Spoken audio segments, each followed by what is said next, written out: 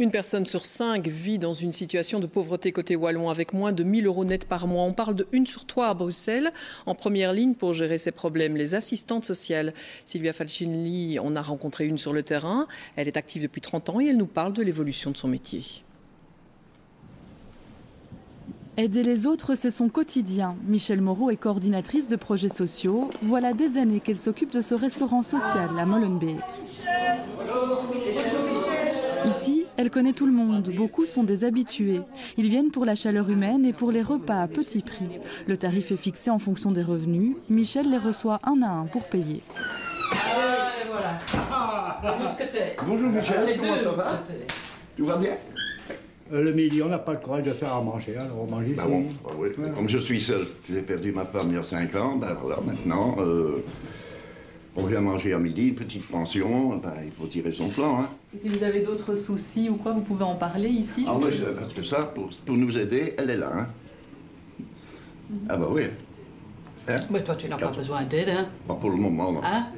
Pour Michel, ce moment est aussi précieux pour repérer à temps d'éventuels problèmes. C'est vrai que ça facilite quand on se voit souvent. Souvent, les personnes sont un peu plus méfiantes et quand on se connaît longtemps, ça joue très très fort, oui.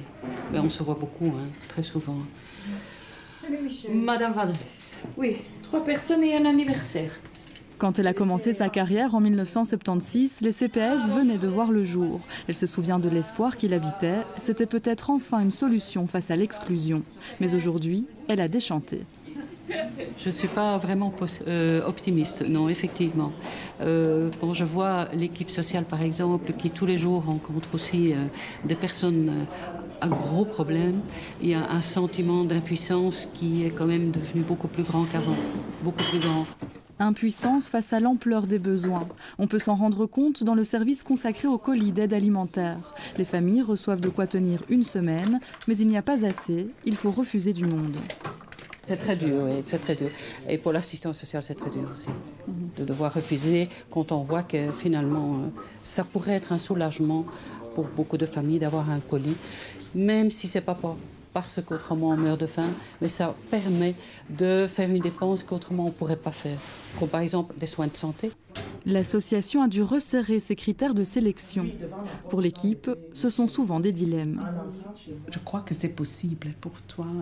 Si tu me ramènes tout, on va recalculer.